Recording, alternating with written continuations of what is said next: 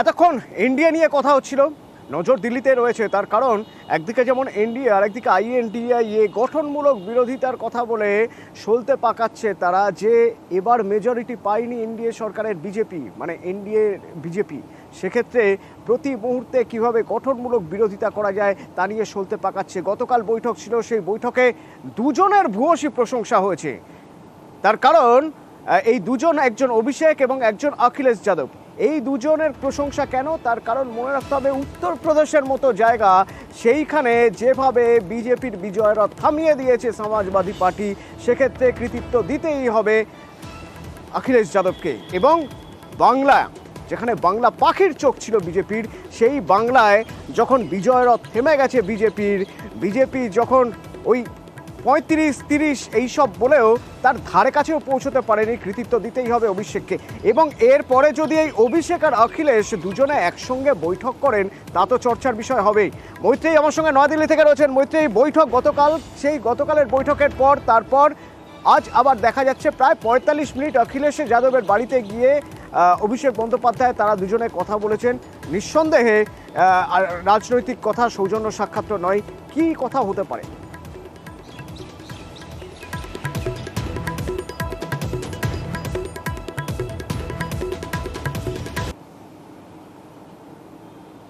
এবং শুধু এই নয়, আইএনডিআই এর বৈঠকে সব জোট শরিকরা এক জায়গায় বসে বৈঠক করেছেন, সেখানেই কিন্তু বিষয়টা সীমিত নেই। যেমন আপনাদের বলছিলাম যে অভিষেক বন্দ্যোপাধ্যায় দেখা করেছেন, আজ 1:45 কথা বলেছেন অখিলেশ যাদবের সঙ্গে, ঠিক তেমনই গতকাল অভিষেক বন্দ্যোপাধ্যায়ের সঙ্গে দেখা করতে এসেছিলেন আম আদমি পার্টির সাংসদরা, তারাও দেখা করতে এসেছিলেন। এবং সেখানেও নিঃসন্দেহে কিছু গুরুত্বপূর্ণ সিদ্ধান্ত নিয়ে কথা হয়েছে, গুরুত্বপূর্ণ কিছু বিষয় নিয়ে আদান প্রদান হয়েছে, দুজনের মধ্যে তথ্য আদান প্রদান হয়েছে। এবং তারপরের আজকের এই বৈঠক, যে বৈঠকও অত্যন্ত গুরুত্বপূর্ণ, যে এই বৈঠকে ঠিক কি কি কথা হতে পারে দুই দলের দুই সেনাপতির মধ্যে।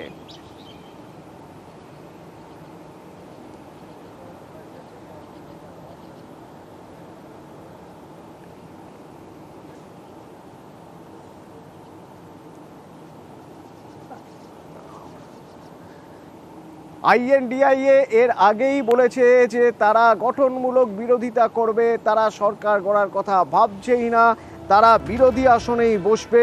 এবং শুধুমাত্র বিরোধী আসনেই বসবে নয়, সেখান থেকে আরও গুরুত্বপূর্ণ কিছু কথা, যা হলো যে জায়গা থেকে তারা বলছেন যে প্রতিটি সময় সঠিক পদক্ষেপ করতে হবে, একসঙ্গে পদক্ষেপ করতে হবে। বৈঠকে সেই সিদ্ধান্তই চূড়ান্ত হয়েছে, একক সংখ্যাগরিষ্ঠতা না পাওয়া বিজেপিকে চ্যালেঞ্জ করা হবে।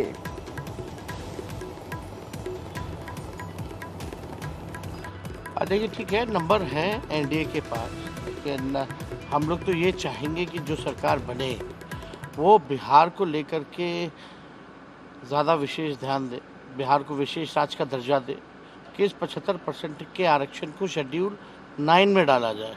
और हम चाहेंगे कि देश भर में जाति आधारित गणना जो है वो कराई जाए। एक अच्छा मौका है उनको, किंग मेकर के रूप में अगर हैं तो कम से कम इतना तो होना चाहिए कि बिहार को विशेष राज्य का दर्जा दिलवाएं।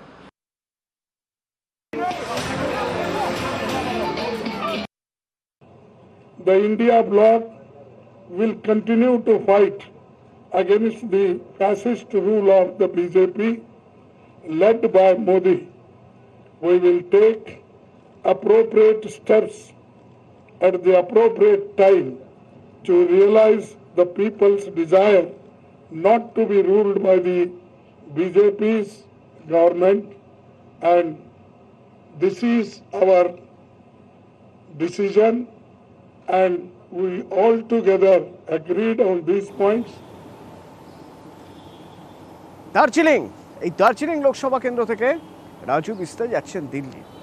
কিন্তু দার্জিলিং লোকসভা কেন্দ্রের এবারের ভোট যদি সমীক্ষা করা যায় বা ভোট পর্যালোচনা করা যায়, তাহলে দেখতে হবে যে এবারে একটু চরিত্র বদল হয়েছে ভোটের। কীরকম না, এতদিন পর্যন্ত দিল্লি থেকে যাবে তা ঠিক করতো পাহাড়, এবার কিন্তু পাহাড় নয়, সাংসদ নির্বাচনে অত্যন্ত গুরুত্বপূর্ণ ভূমিকা নিয়েছে সমতলও। যদিও তারপরেও এবারও সেই বিজেপির রাজু বিস্তাই এখান থেকে টিকিট নিয়ে যাচ্ছেন দিল্লিতে।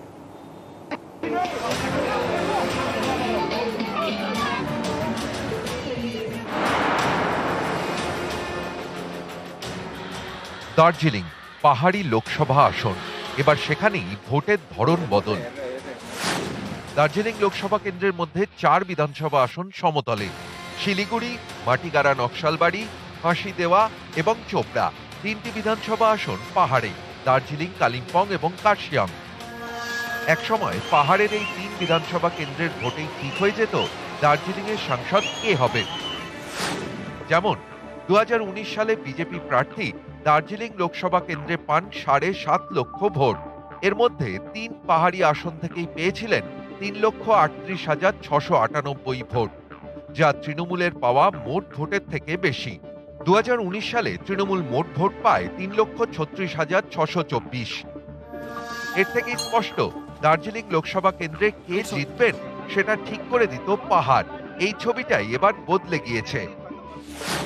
24-এর ভোটে পাহাড়ি এলাকা থেকে বিজেপি পেয়েছে 2,58,978 ভোট। সমতল থেকে পেয়েছে তার থেকে অনেক বেশি, 4,16,346 ভোট। পাহাড়ে বিজেপির ব্যবধানও কমেছে। 19-এর ভোটে পাহাড়ে তৃণমূল বিজেপির ভোটের ব্যবধান ছিল 2,35,996, আর 24-এ সেটা কমে হয়েছে 93,504। এই ফলে স্পষ্ট এবার আর পাহাড়ের ভোটে দার্জিলিং লোকসভার ভবিষ্যৎ ঠিক হয়নি, হয়েছে সমতলের ভোটে। কারণ আগে পাহাড়ের সিংহভাগ দলই কোনো একজন প্রার্থীকে সমর্থন করত, ফলে পাহাড়ের ভোটই হয়ে উঠত শেষ কথা। কিন্তু এবার পাহাড়ের এক একটি দল এক এক রাস্তায়। ভারতীয় গোর্খা প্রজাতান্ত্রিক মোর্চার নেতা অনিত থাপা তৃণমূলের দিকে, অজয় এডওয়ার্ডের হামরো পার্টি হাত মেলায় কংগ্রেসের সঙ্গে, জিএনএলএফ এর সমর্থন ছিল বিজেপির দিকে। গোর্খা জনমুক্তি মোর্চার বিমল গুরুঙ্গও ছিলেন বিজেপির পাশে। সেই বিজেপি দার্জিলিংয়ে জিতেছে। 2009 সাল থেকে টানা দার্জিলিংয়ে পদ্ম, এবারও তাই, যা দেখে অনেকে বলছেন এই ফলে স্পষ্ট অনিত থাপার হাতে সরকারি ক্ষমতা থাকলেও কিংবা সবাইকে চমকে দিয়ে হামরো পার্টি উঠে এলেও লোকসভা ভোটে এখনো পাহাড়ে বড় ফ্যাক্টর বিমল গুরুঙ্গি। दार्जिलिंग जीत रहा है, सिलीगुड़ी जीत रहा है, कालिम्पोंग जीत रहा है, हमारा तराई डूवर्स जीत रहा है। जनता और हमारे जितने भी सहयोगी दल, विमल दाजू, मोहनगी सिंह जी, जितने भी हमारी सहयोगी दल है, ये उनकी जीत है। এবারে প্রার্থী ঘোষণার পরই দার্জিলিংয়ে বিজেপির কোন্দল প্রকাশ্যে আসে। কার্শিয়াংয়ের বিজেপি বিধায়ক বিদ্রোহ করেন, নির্দল হয়ে ভোটে দাঁড়ান বিষ্ণু প্রসাদ শর্মা, কিন্তু কাটা হয়ে উঠতে পারলেন না। 19-এর মতো 24-এও জয়ী হলেন রাজু বিস্তা। পাহাড়ের বদলে সমতলের ভোট গুরুত্বপূর্ণ হয়ে উঠলেও নিজের ক্যারিশমায় দার্জিলিংয়ে ফের পদ্ম ফোটালেন রাজু বিস্তা। তৃণমূল পাখির চোখ করলেও তাদের হারতে হলো 1,78,000 ভোটে। জলপাইগুড়ি খুবই ভালো লড়েছে, কিন্তু ডাবগ্রাম ফুলবাড়ি ফলাফল খুবই হতাশব্যঞ্জক এবং জলপাইগুড়ি সদর, শিলিগুড়ি শহরের রেজাল্ট একেবারেই প্রত্যাশিত হয়নি। শহরের ব্যবধানটা 19-এর থেকেও একটু বেড়েছে। পাহাড়ে গত বছর থেকে ব্যবধান অনেক কমেছে, কিন্তু পাহাড়ে 3টে বিধানসভা মিলেও ব্যবধান আছে। নিউজ 18 বাংলা।